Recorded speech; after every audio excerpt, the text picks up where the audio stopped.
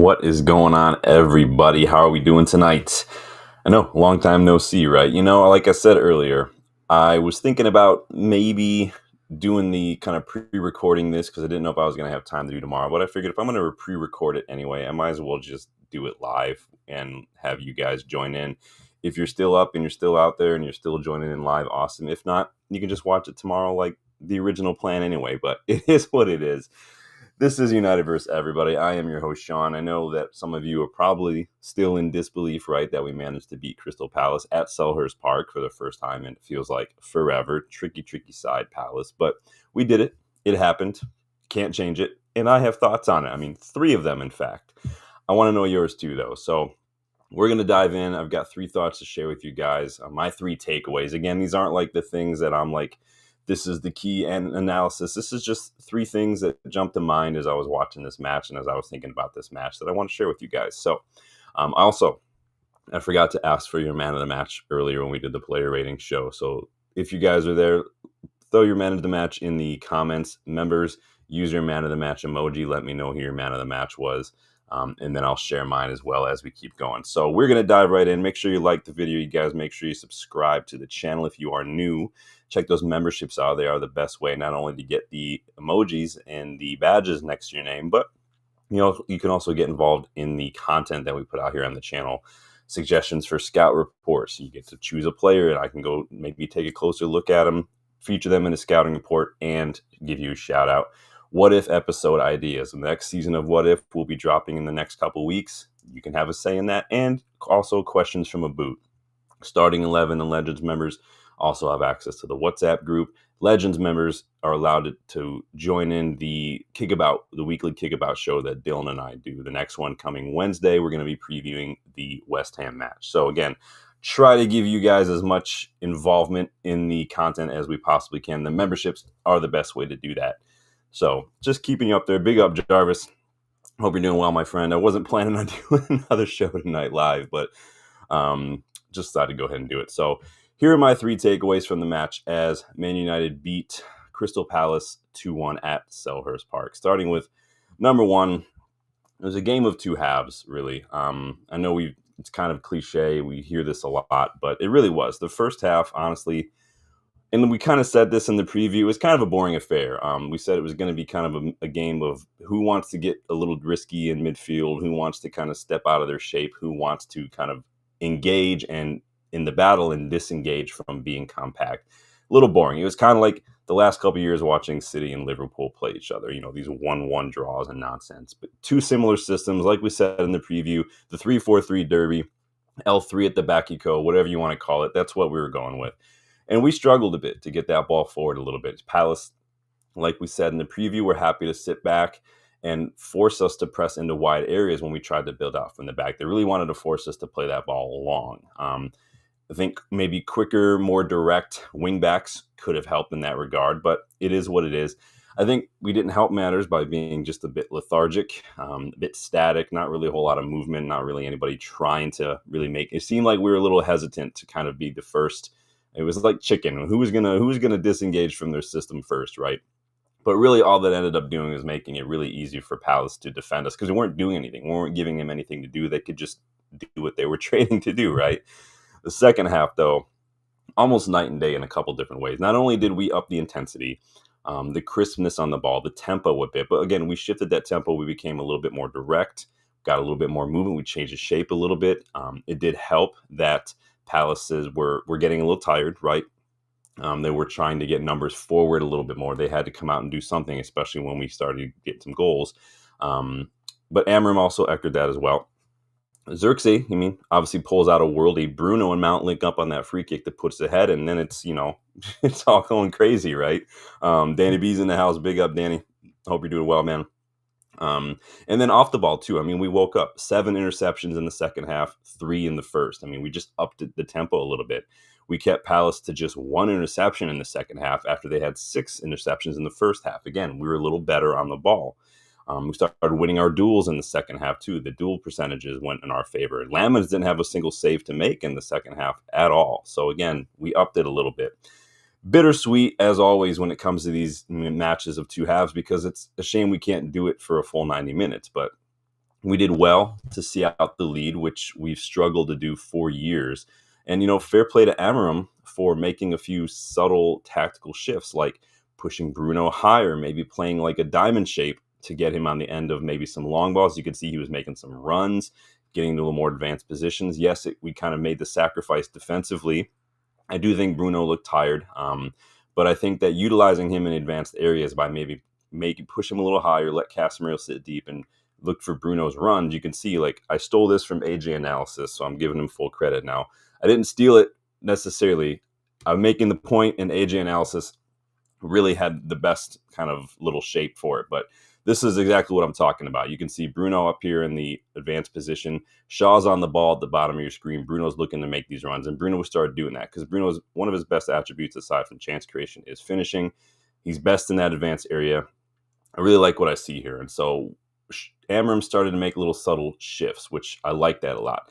At times, Xerxes and Mbumo were kind of becoming a front two a little bit, forcing Palace defenders to kind of have to make decisions, get out of their comfort zone. Do we sit back and just let them do what they want to do? It's, now you've got choices to make. This is what I wish we would have done against Everton.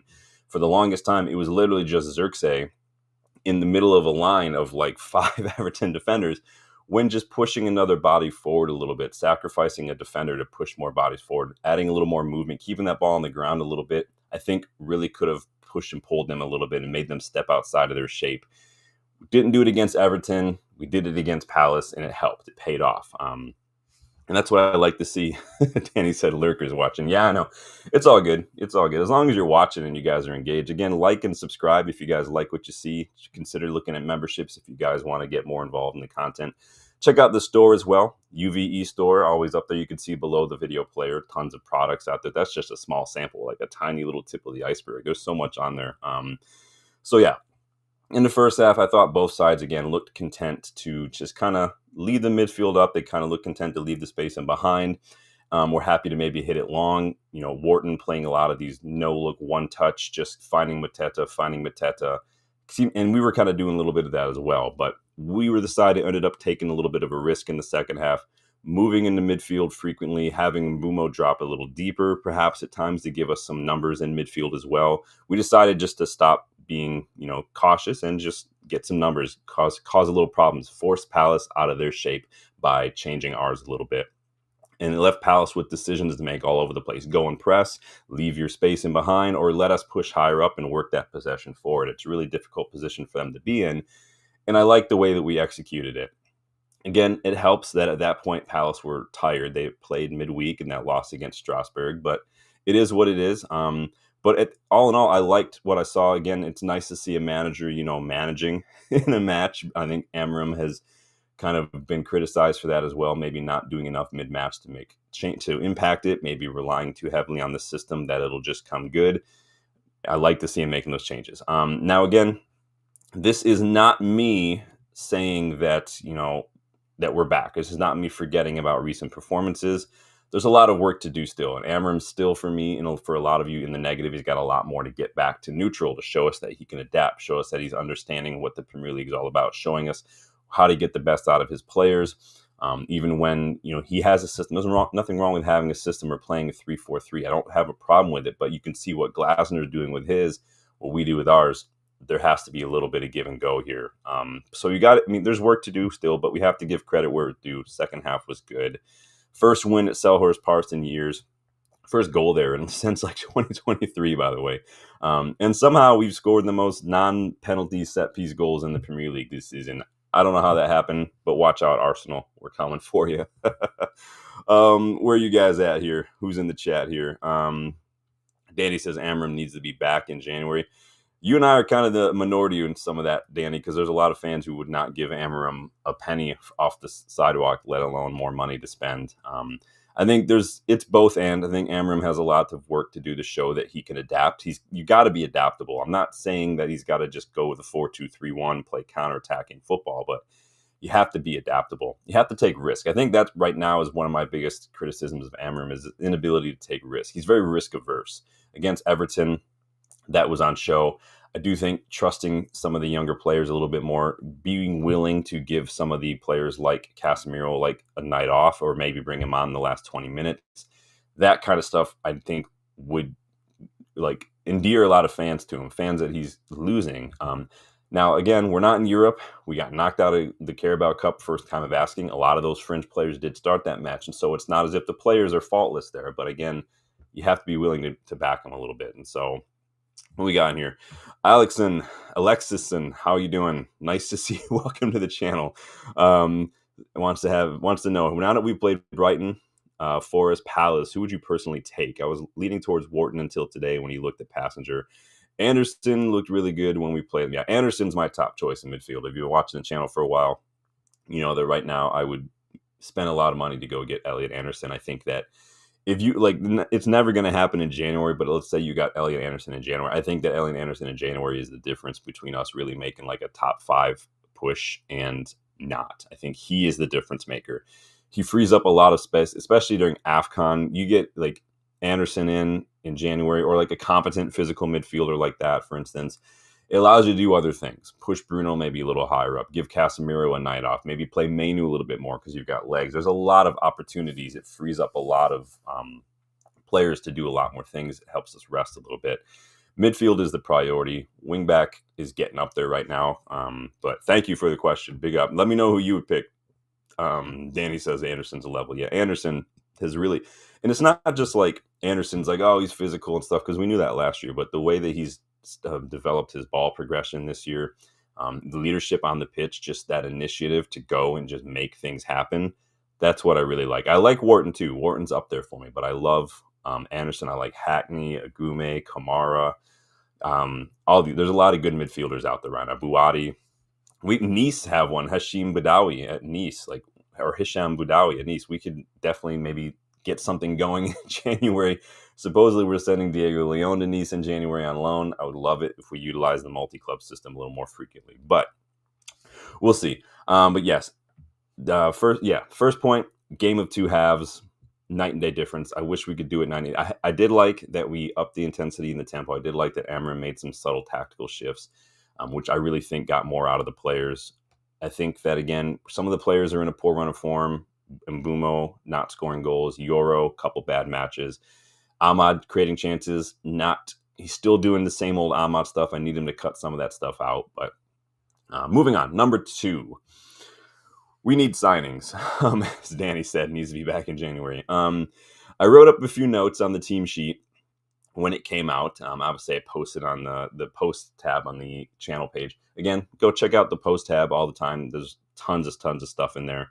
But then a few moments later, I wrote those notes. I was like, wait a second, hang on. I had to go do a double take. I looked back at it and realized there was just Lacey, Mainu, Ugarte, and Bayendir, and then 5 defenders. You can see I put the subs bench on here. 5 defenders on the bench, man.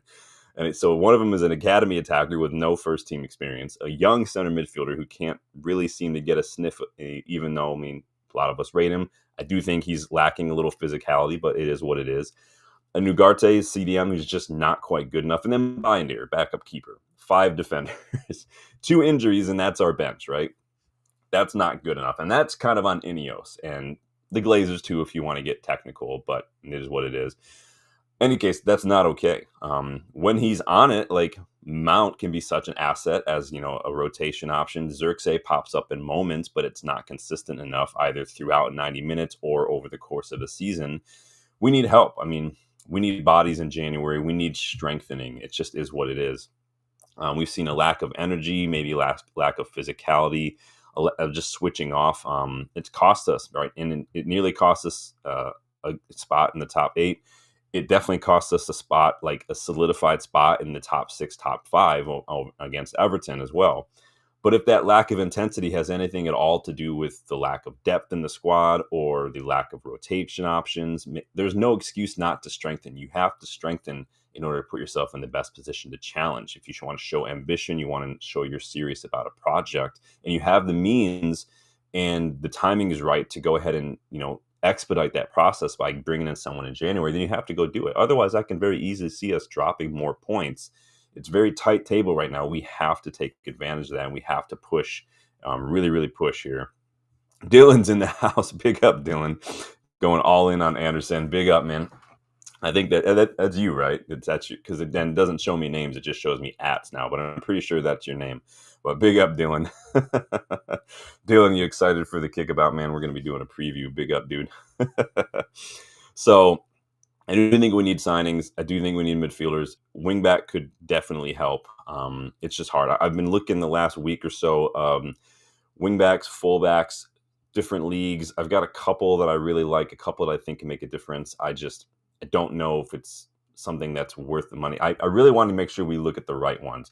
A couple years back, you guys know, like DeMarco is at the top of my list. He struggled a bit, especially in that Champions League final. He's doing well this season, so maybe DeMarco could be an option. But again, I doubt Inter are going to want to sell. But you guys let me know who would be realistically your target. I put a poll up in the community tab a couple days ago, or maybe like last week now.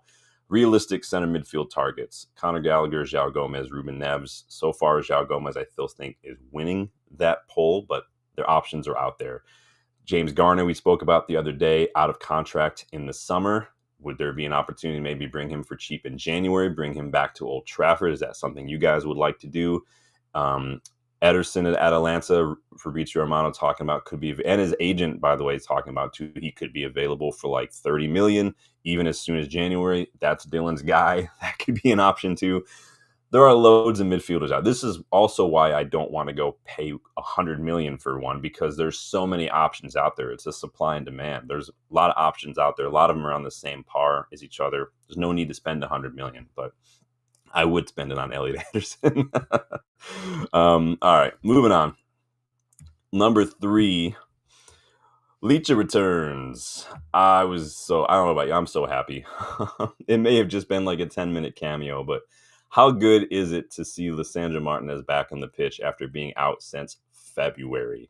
He's probably the best United player we have, at least the defender best suited to this system. He's good on the ball, good at defending in the channels, good passing range on him. He can carry it out from the back.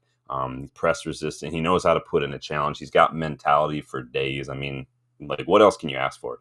He's one of our best players in the weeks leading up to his injury. He was scoring goals. He was creating chances. He was linking up with Bruno in the opposition box. You guys remember that goal he scored against Liverpool that was insane. But he's been out since last February. We've missed him on the pitch, and we've missed him in the dressing room. We need that leadership, that mentality. The kid is awesome. Not only does his return give us some depth in defense now, in case someone is injured, maybe needs a rest, or maybe in a poor run of form, but it could also give us some creative options on the pitch if needed, like pushing Shaw to left wing back, for instance. Shaw is one of the best crossers of the ball that we have in this squad. Better than Dorgu, better than Dallo. Like, it's not hard to do. My wife is better crosser of the ball than Dallo. But putting Shaw a little higher up the pitch, maybe freeing him from that more defensive role. Yeah, he can pitch in, because we've seen recently he's been tracking back. He's been putting in these flying challenges. He saved our ass today when De Ligt slipped, came in out of nowhere with a challenge in the box. So he shows that he can do it. Maybe leech it back, allows Shaw to get pushed up a little bit. Again, options. I do wonder what this means for Aiden Heaven. He's on the bench again. Not if Shaw is fit, Leach is fit, everyone's fit, and McGuire comes back fit, does Heaven, is it better maybe to loan him out for half a season like we're doing with Diego Leon? Do you keep him on the bench just as an option? If that means he's going to get rust, though, or maybe send him back to the under-21s for the rest of the season just so he doesn't get rusty. I don't know what that means, but there's nothing wrong with that. Big up, Danny. Thanks, man. I know it was kind of late for some of you guys, but I figured if I'm going to record, I might as well just do it live anyway. So it is what it is. Dylan is going all in on Ederson. What does Alexis have to say here? Unless Napoli decide to get Højlund for 44 million in Jan, it's unlikely we get a CM and a potential wingback in the winter window. Semenyo, Anderson, Stiller, etc. Yeah, I like Stiller a lot. I did a deep dive video on Stiller a couple weeks back. I did a deep dive video on Conor Gallagher a couple weeks back as well. Go check those out if you guys want to learn a little bit more. I did one on Keith Smith a couple weeks ago too. So, and a left back that I still think could be gettable in January, plays for a big Spanish side. Go check that one out too. I like to push you guys towards the other videos. Don't do it now. That's rude. Wait till I'm done. But always doing stuff like that. I thought about doing a video for Christian Orozco. There's just not really much data out there on the kid right now. There's literally Nothing on Fortaleza, on FB Ref, on SofaScore, nothing. There's no information anywhere, not even on FootMob. And so it's impossible to get information on the kid, but we'll see what happens. Danny's delighted Leach is back. Big up, man. Yes, I'm delighted. If he could stay fit, which is a big if, because you never know with some of these long-term issues. Obviously, those first two injuries were contact. Yes, they were rough. I don't call them injury prone because of those. Now, the ACL, non-contact, that happens when you're out of action for like a year and you put a lot of strain on your body. That is the kind of thing I'm worried about. Is that going to be an issue we need to worry about? He's back now. He's cleared. He's playing. Manages minutes a little bit, but with Yoro kind of going off the boil, Leach might have to get thrown back into the mix sooner than we thought. So, yeah, I hope he could stay healthy too, man. But interesting stuff. But that is my third thought. Like I said, there's still work to be done. We need players. Yes, the players that we have need to be more consistent. Yes, Amorim needs to show that he can learn and adapt and take some risks now. Yes, these are all true. So it's never a case of black and white either or. It's just all these things can be true at the same time. It's hard to prioritize. You just kind of hope the planets align somehow. And again, all that being said, I'm buzzing. I'm still buzzing, even though it was early today. And I'll celebrate a win, an away win against a tough opponent any day of the week. Palace had not lost their last 12 league games at home until today. They've had our number for years. So if you can't celebrate that, then I don't know what to tell you. I still remember being in Old Trafford when we played Amrabat at left back against them in a 1-0 loss. That was embarrassing. But hey, it is what it is. We're just 3 points off top four. We are 3 points off Chelsea, who apparently Chelsea are title contenders, but we're 3 points below them, and we're in crisis. I don't know what to tell you, but it is what it is. Agenda's gonna agenda. But y'all let me know your thoughts. Those are mine. Like the video, please. Subscribe to the channel if you are new. Let me know your man of the match in the comments if you guys did not get in the live chat. If I had to pick one now, I mean, it has to be Bruno just for the assist and the chance creation. Shaw's up there with a shout. I think Shaw had a really good performance too, but you're always going to give it to someone who's got all that. Yeah, dude, it was embarrassing. It was bad. So, but make sure you like, and guys, make sure you subscribe to the channel if you are new. Please check the memberships as well. The best way to get involved in the content, have your say. Check the United vs. Everybody store. I do believe there is a sale this week. It's a Cyber Week sale. I think it starts Tuesdays. So I think it's going to be like 20% off. I'll remind you, always check the community, the post tab on the page for updates on sales and whatnot. You can go follow me on Twitter. The channel has a Twitter. It's just United vs. Everybody. There's links everywhere in the description. If you open the video description, look out. It's a whole rabbit hole, but it is what it is. Dylan says Shaw was his man of the match. Yeah, Shaw he was clutch. He was clutch. And he's been doing that several times now in the last couple of weeks. Just coming in clutch, knowing when to step up and make a challenge, knowing when to drop deep. So Jarvis has got thoughts here. What do you got thoughts here? Wants to know thoughts on Bruno. Are we seeing a burnout? Are all these games finally catching up to him?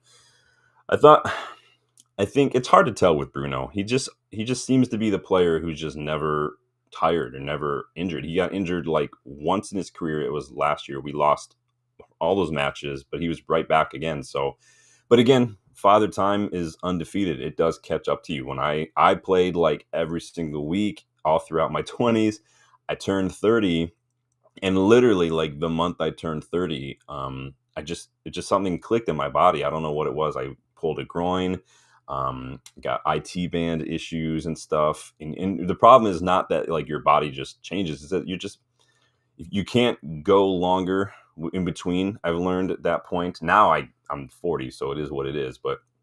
And so I the rust builds up a little quicker. I got to worry more about my cool down, my recovery and stuff, and my stretching.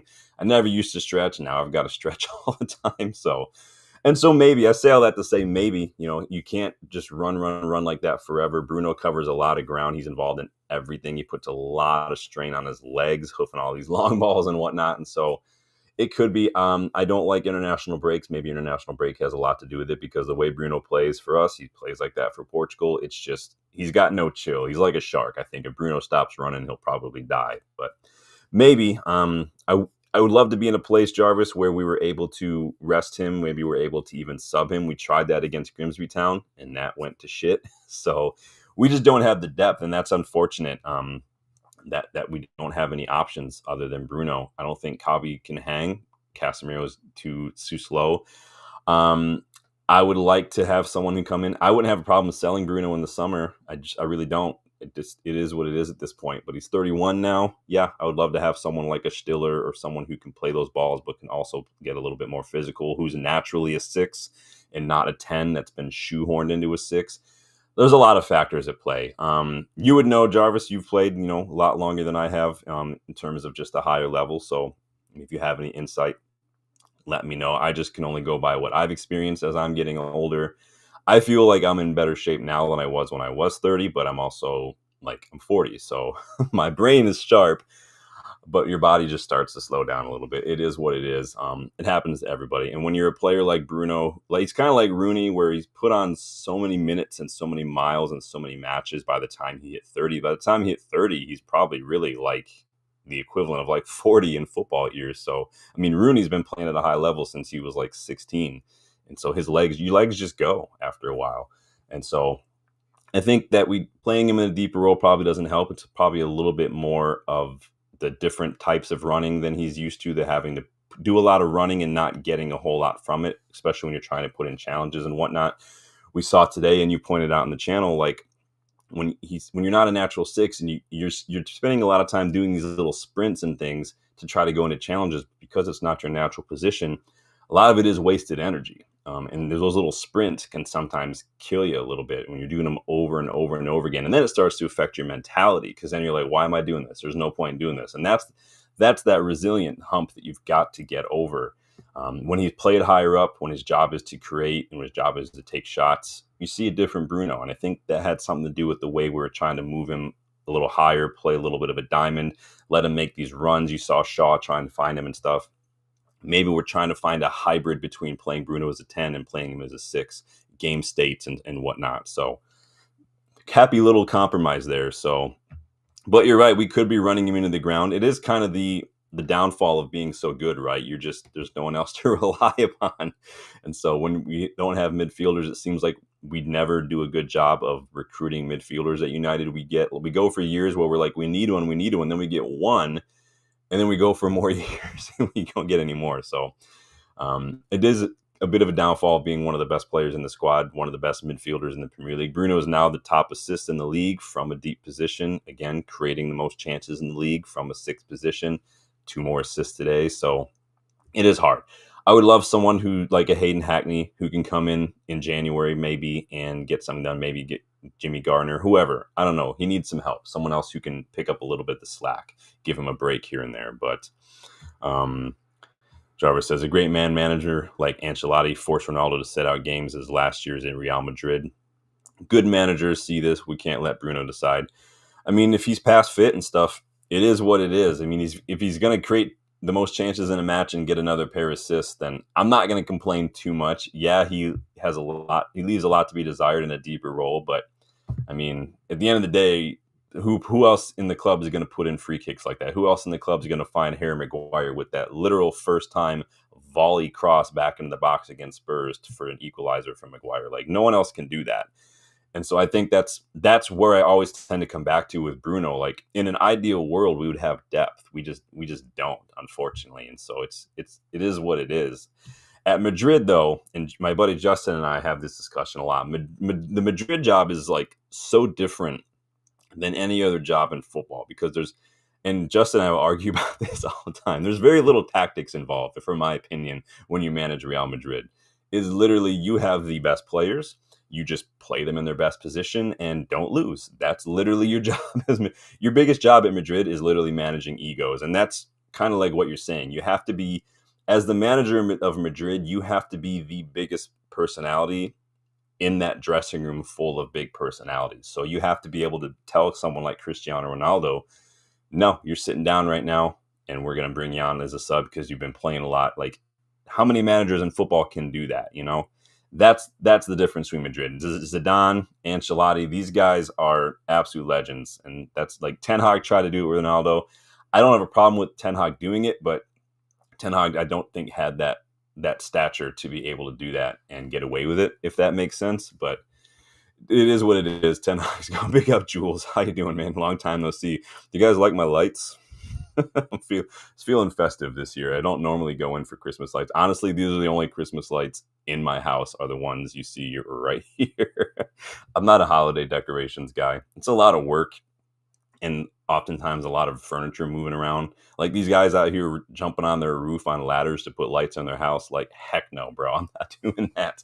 A, too cold. B, I don't like ladders. Like, I never have. I don't have a problem climbing. It's just that top step. I'm too tall. So my center of gravity is higher. So my balance is a little off. So that top step that kills it, bro. Not happy with it. But, um, forget where I was there for a second. But yeah, Jarvis said, an ideal world, we would have someone else like Bruno, get someone like a Hackney, someone like that who can come in and pick up the slack a little, offers a little different profile, but still does a lot of ball progression, a lot of chance creation. Hackney's one of the best chance creators in the league right now. Had a pair of assists against Derby yesterday, man of the match. You guys know I'm on permanent Hayden Hackney watch. Go check him out. But that's it for me. Those are my three thoughts. Game of two halves. Was a big one for me. Licha is back, obviously, and we need signings. We need some help because two injuries and we're down to 5 defenders on the bench. Like, that's not okay. It's not okay. So, let me know your thoughts. I know we've done the spiel already, but I wanted to make sure I, answered Jarvis's question. Again, it's never me sitting here and thinking I'm right, you're wrong because I've got the camera. Again, I welcome all opinions. This is what I consider a discussion. So just because I respond, even if I disagree, that's just is what it is. Everybody's got a perspective and their way of looking at the game and whatnot. So, but until next time, you guys, take it easy. Enjoy the rest of your weekend. Please please subscribe. Please check out the memberships. Please consider sharing. And if you have time, go back on the phone and hype a couple of the past streams because that's the way YouTube rolls now. But until next time, you guys, enjoy your life, enjoy your night, and I will see you guys on the next one.